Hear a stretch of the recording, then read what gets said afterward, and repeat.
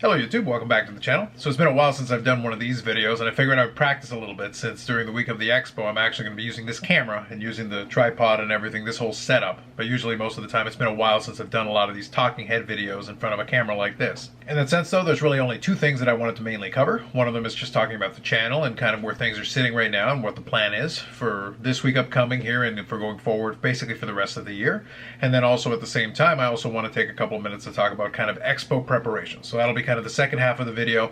Not really too much going on, but I figured I would record this here on a Sunday while Sunday Night Football is going on. I've got it on the other screen there, just looking a little over to the side there while I'm watching it. But to keep it simple, really, the channel has kind of fallen into a bit of a rhythm. For the most part, it's been basically a combination of some kind of a podcast episode, usually dropped on Tuesday, although occasionally I'll do the live one when I'm a little bit too lazy to edit, or when there's a little bit of mitigating circumstance that warrants it. It makes a little bit more sense to do it live.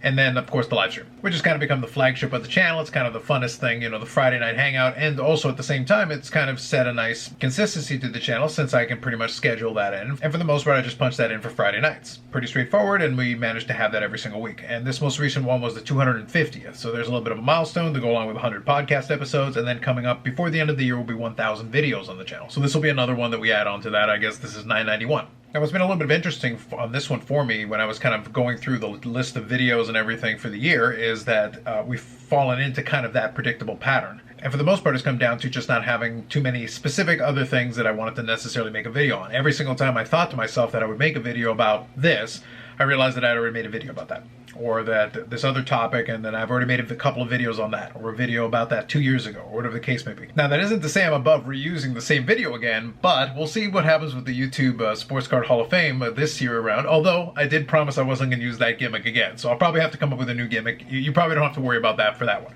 But I'm not above repurposing content, is the point that I'm trying to get across.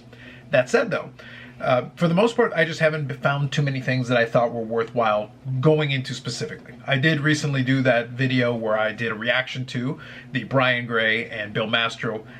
You could call it an interview. It's kind of a conversation, something like that. And that's kind of playing into what's going to come up on Monday. So I'm recording this on Sunday, and I'm going to put the video out on Sunday. But then on Monday, I've already got the placeholder in place where Brian Gray reached out and he wanted to have a conversation live talking about that. I'm going to leave the agenda for the most part to him. I did go back and rewatch the video just to refresh myself on it. And another thing I rewatched also is the conversation that Bill Mastro had with Probstein. So this was back in 2021, if those of you remember. And if I can find a link to it in the description for you, I just got to find it. It's on his Instagram. If I've got that, I'll put it in the description for you if you want to rewatch it. But even though I didn't specifically reference that in my reaction, I remembered that a lot of the key points were pretty much the same. So it's one of those things where Mastro has been fairly consistent on kind of his story about the T206 Wagner. And it's useful if someone is not familiar with it. And one of the things of feedback that I got is some people they knew about the Wagner and there being something to the PSA 8 Wagner and there being something with the card, but they didn't know the specifics because over time and over years, a lot of times people just kind of took it for granted. They knew there was something with it, but didn't necessarily bother to look into it.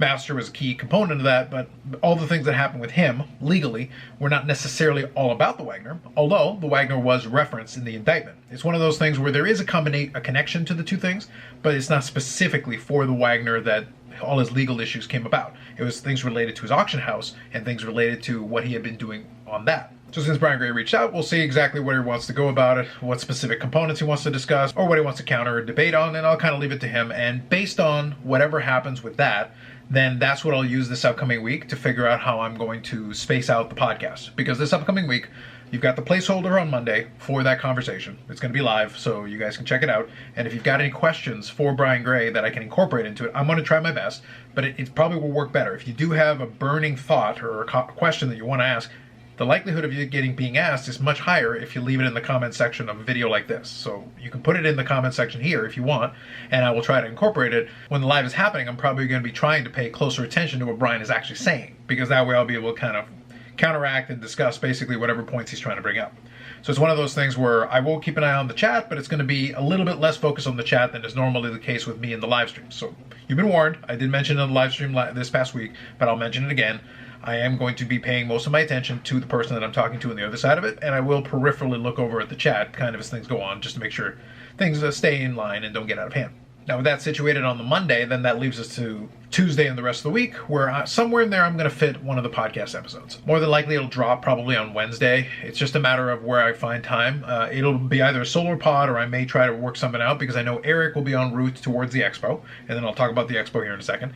And then Bobbles, Brandon, can obviously set up a conversation with me, and I just got to see. It's one of those things where I just got to figure out how the scheduling works out, and I'll either do the solo pod that week, or I will invite one or both of them, just depending how schedules work out and depending on when Eric is heading over. And then from Thursday on, it'll be Expo related stuff. So that's where we'll have a little bit of fun this week. That's going to be the big difference between the usual schedule and the week. There will be some kind of a live stream additionally. Now, we'll see exactly how it works out, because I have a live stream every single week, and then with the Brian Gray thing, one way or the other, that Monday we'll cover that portion of it. But I'd like to see if I can do a live stream. I've already got all the equipment and everything set up. I've got the microphones and all that. I can just put them in the bag. So more than likely I will probably be able to do it. I expect so, and we'll see. If for whatever reason that doesn't work out, I'll let you know, and I can always do it when I get back. So I will have some kind of additional live stream that week if I can. But regardless, there will be a live stream that week. So I've been fairly consistent on that, and I want to make sure I keep doing that as far as what usually ends up following on the channel. But with the Expo, it usually makes it a little bit tricky, because different evenings you end up hanging out with different folks, and a lot of that plays into how you figure out your scheduling. Now, with that said, one more thing I'll mention before I get into talking about kind of the Expo preparation thing is that I have enjoyed that even with the consistency, it's one of those things where I kind of look at the number of videos and it almost feels like things have fallen off compared to previous years. A lot of that is just less pickup videos because things aren't coming in as regularly. It tends to be more consolidated shipments, ComC or Ship My Cards. So that means less mail days. That's one of the big things. But at the same time, I look at it, and when I looked at it a little bit more carefully, I realized that, okay, so on the one hand, I'm not doing 3 or 4 videos a week, like has been the case probably the last couple of years. But despite that, there has been a podcast episode every week. There has been a live stream every week on Fridays generally. And, there'll be impromptus and things like that additionally on top of that. But regardless, I managed to sneak in a few other videos there. And then towards the end of the year, we'll definitely throw in a lot of the usual year-end videos, the 3 videos that I usually incorporate into it, talking about different aspects of the channel. But at the same time, if I'm also being honest, I also have the AMG podcast that I do on that YouTube channel. And then we started doing a couple of lives the last couple of weeks.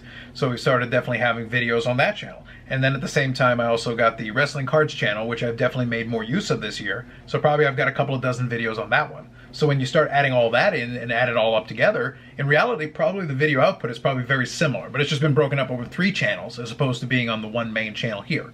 And that's by design. Obviously, the AMG stuff belongs over there. That's where it needs to be.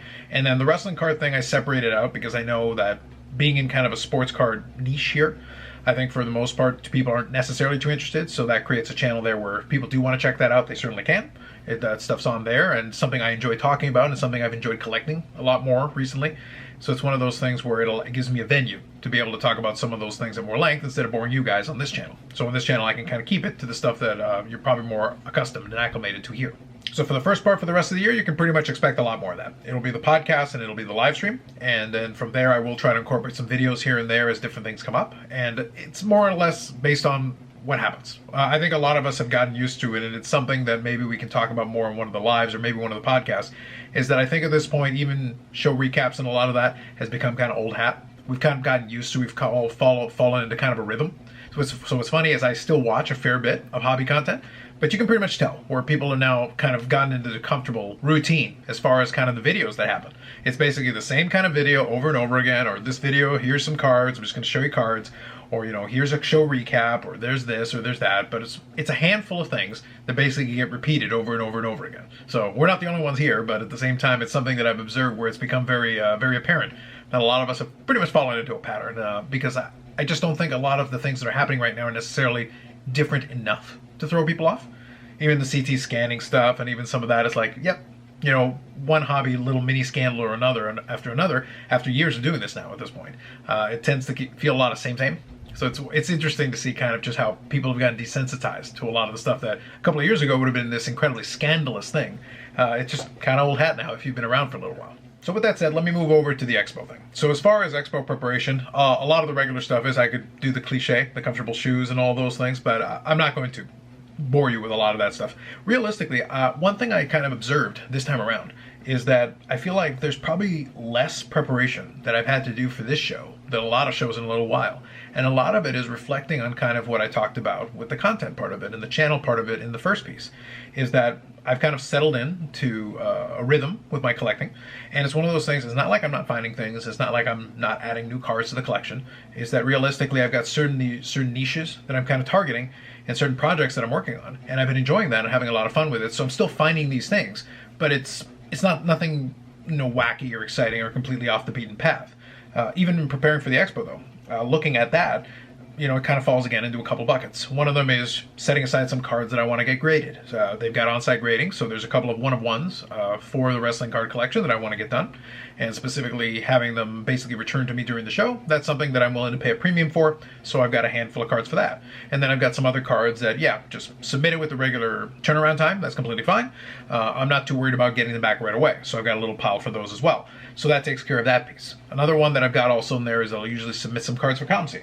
And then just looking here, I've got a box. But right now I don't have too much stuff. That's probably about 50 cards, give or take. Definitely I will probably find some more, but it'll probably be less than normal because I am kind of splitting it up a little bit, especially for some of the wrestling cards. There's been some stuff that I've kind of held back because I'll probably be setting up at a show at the end of December with Bobby again, which I've talked about in the past here. And if I get a chance, I'll try to do a better video for it this time. But then there's stuff like this where it kind of falls in between. So that's one of those red PMGs. It's one of the wrestling ones. But this is one where it's not worth necessarily a ton. I could probably sell it at that card show. But this one would probably be okay on ComC. So that's probably one that I'm debating. And more than likely, so I've got it in the box there for now. But more than likely, it'll probably end up in that box because it's not a crazy price. So I can price it fairly reasonably. But basically, in putting together a little ComC thing to submit, I'm looking for something that's okay for me to put in there, even with the 50-cent intake. Because last time around, I actually had a little bit of a discount code that was available before the expo, and that took it down to 35 cents a card, which is actually very handy. But even at 50 cents a card, even if some of these cards are like $2 or $3 or $1 or $2, that's okay. I'm not making a ton of money on that, but it's basically getting rid of some cards that otherwise would just be collecting dust in a box. And really, that's what the ComC stuff is for me, from the selling side, and then from the buying side, I'm picking up my own singles for my own projects that I'm working on as well. So that's kind of the ComC thing taken care of, and then the grading thing taken care of. So that's one pile and then another pile.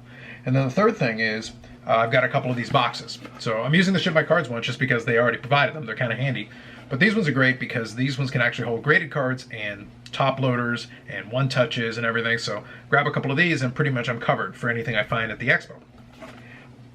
But the reason why I say that the rest of it is kind of open-ended and I don't feel like there's a lot of planning involved is I'm not going after any of the autographs, so I don't need to plan for that necessarily. If I did, then obviously I would have to work that into my schedule. I got my various projects, but at the same time, I don't have anything specifically that I'm targeting above another. There's no priority stuff as far as that's concerned. It's kind of like playing it as it goes. So I'm going to go to the show. The only thing that I kind of have planned out, so to speak, is that on Thursday VIP night, when it's a little bit quieter, generally speaking, I kind of make the rounds and hang out and say hello to people. I will still do that, but at the same time, I want to take advantage of the fact that it's going to be a little quieter with a smaller crowd to really aggressively make the rounds at the tables and try to pick off anything that is a little bit tougher. But for the most part, since I don't have any priority on that, I'm looking for basically anything that catches my eye. Since I don't have any specific thing I'm looking for or a specific priority for that, it makes it, on one hand, a little bit easier because there's nothing specifically I'm looking out for, but at the same time makes it a little tougher because then, yeah, I may not necessarily grab anything on the first day, or I might grab a couple of things on the first day. And how can you plan for that when you really don't know one way or the other? It's once you get a chance to see people's inventory, look at some of the showcases, then you're going to know. It's going to be a situation where I'll know it when I see it. And when that happens, then I'll be able to basically make the purchase because I did budget some money aside for it. So as far as budgeting, that's been taken care of. As far as having, the boxes and everything that I'm going to need, I'll throw a couple of those in the bag and I'll be all set for that. Having the ComC and graded stuff all set, situated ahead of time, that means I'll be able to drop those off right on the first day. Take care of that, that's done. And then the rest of it is just kind of hang out with people. It's kind of the running joke we have about the National where they talk about it's like, it's hang out with the people. Well, for this show, a lot of that is the case. For me, it's kind of in my backyard, so to speak. So it's an easy show for me to go to. I like going to the 2 shows a year. And there's already some folks that I know are going to be there. So we're definitely going to hang out. But even in that, it kind of falls under what I just said, where a lot of us are just going to kind of play it by ear because, yeah, there's no specific plan. There's going to be Thursday night, Friday night, and Saturday night. Obviously, Sunday is the last day of the show, and usually I'm already back here on Sunday later on in the day. But regardless, it's going to be 3 evenings where We could have a variety of different people that are going to be joining the group in different combinations. So it's one of those things where I've had cases where I'll hang out with one group on one night and then a different group on another night, and then maybe a combination of the two on the third night. But we don't have any set reservations. We don't have any set times or places. So we kind of have to figure it out as we go. It also depends on who's going to be there and which days or evenings they're going to be there. So because of that, we don't know. And it's left very open-ended. It's kind of interesting the way it is. If you've never been to the expo, one thing you may note about that, if you ever do come down, is that a lot of the hotels are very clustered together. So once you kind of figure out where everybody's staying, it's kind of easy to plan it out. The convention center is over on the side, which is actually also right beside the airport. But at the same time, just over from the airport, there's a whole cluster of hotels. So a lot of them are all very close by to each other. And then there's restaurants and things around that as well. So you can kind of figure it out. Once you know where everybody is, it's a lot easier to be like, okay, I'll meet you over there and then we'll go to this restaurant. Or we'll go over here to get a bite to eat or to get a drink or hang out for a while. And then once you're left and once you're done, a lot of those restaurants are actually within walking distance of the hotels. So it just kind of depends on how you want to map that out for yourself. So because of all that, it is very much left open-ended. The only thing I'll know for sure, as I said, is that my plan is to try to pick one of the evenings where hopefully I'll be able to do that live stream. So we'll figure it out. Once I know, I'll post something on the channel. That'll be one thing for sure. And then I will record some videos for the evenings. Hopefully, as I said, I'll find some stuff. But again, I've also got some stuff on eBay that I'm keeping an eye out on. And it wouldn't be the first time that I make an offer on something during the expo and potentially purchase it. So the reason why I want it to be so aggressive on the first night is because if I do see a couple of things that I really want to make a play on, well, then I'd like to start that process. Even if it's going to take me a couple of days of negotiating to figure it out, a price that's going to work, well, then I want to know that, because then I can withhold a certain amount of my budget for that.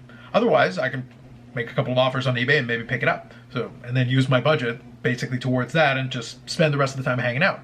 I'm okay with it as long as I kind of get the result I'm looking for. But that's what you wind up with when you don't specifically have, while you've got checklists, you don't have a specific thing like, oh, I definitely want to go and buy that specific thing. So that's kind of where things sit as far as the planning, so to speak. And that's where things sit basically on Sunday night heading into the show. For the most part, things are done. It's just throwing everything into the bag and having it ready so that on Thursday I can head over, check into the hotel, and then head over to the convention center to make my rounds and take advantage of that VIP night. Friday is a long day, but that's an opportunity to kind of spend most of the time hanging out. Saturday tends to be the busiest day, usually, for the most part. Sundays have been a little bit better the last couple of years, so I'll kind of be able to report back on the different days and see how things move as far as traffic is concerned. But I'll also try to take advantage on a couple of those days to be able to talk to some folks and get their perspective on how things are going, some of the dealers and some of the attendees, and see how they feel about a couple of the different components of it. And then the only other thing I want to try to see if I can manage is I want to definitely see if I can spend at least an opportunity, a little bit of time, maybe walking, going around the PSA booth, and if I can show off some of that, I will try to, because it will be interesting, because they're going to have a whole village there with a lot of the on-site grading. So Thursday will probably be an ideal time to take advantage of that if the opportunity presents itself. We'll see. We'll see how it plays out. But then that's going to be one thing I'm going to try to target for. And then the other thing is on the AMG channel, we may do some kind of a video, a live, some kind of content related to it. But if you do already follow that channel, I think I'm going to have the link in the description. So if you follow that channel, that'll be the best place to check it out. Because if we do anything related to that, that's where it's going to wind up. So one way or another, I'll keep myself busy for sure. And we'll definitely do a couple of videos talking like this, where I'll talk through some of the stuff that's going on as it's happening. Now, with that said, that pretty much covers everything that I wanted to make sure I covered. Stuff related to the channel is going to be kind of the status quo for a while, although this week we'll try to definitely have a couple more videos. I think one way or the other we'll have some more videos, at least related something to the expo stuff. We'll have some kind of a live stream, definitely on Monday, and then possibly a second live stream this week. We'll definitely have some videos where I recap some things from the expo again. Your mileage may vary, and we'll see how that goes out. I'm not sure exactly what it's going to look like until I try. And then for the rest of the year, it's going to be the podcast and the live stream every week. And then occasionally I'll throw in a couple more videos in there where stuff happens. You know, either something is incoming and I do a mail day, or some other stuff is related to something catches my eye. I'm reacting to something, or I see something that I think I want to spend a little bit of time talking about. And aside from that, with it being November, then we'll be able to move into the last couple of months of the year. And then by December, we'll do all our year-end stuff the way we usually do. We'll have a couple of the Christmas specials. We'll have the Christmas and the New Year's Eve, probably. Well, in some variety and some combination. Usually I'm pretty good for that. So we'll see how it goes. I know the calendar is shifted over the days, so we'll definitely see how that works out on the calendar as timing-wise. And I'll figure it out. I will try to see if I can incorporate some other folks. I want to get back into doing a couple of the things, maybe do a couple of collector conversations, because I did enjoy doing those. It's just a matter of scheduling. Just haven't had the time or the energy to really schedule them the way I wanted to before. So that's kind of a hopeful thing. I don't want to commit to it ahead of time before I've had the chance to really try to figure it out. But if I can, I will. And that'll be something that we'll try to incorporate into the rest of the year. So with that said, that's it for this one. More videos coming up on the channel. Live streams on Friday at 8 p.m. Eastern Standard Time. Most weeks, although this week we'll see how it goes. Like if you like the video, subscribe to the channel. Thanks very much, and we'll catch you in the next one.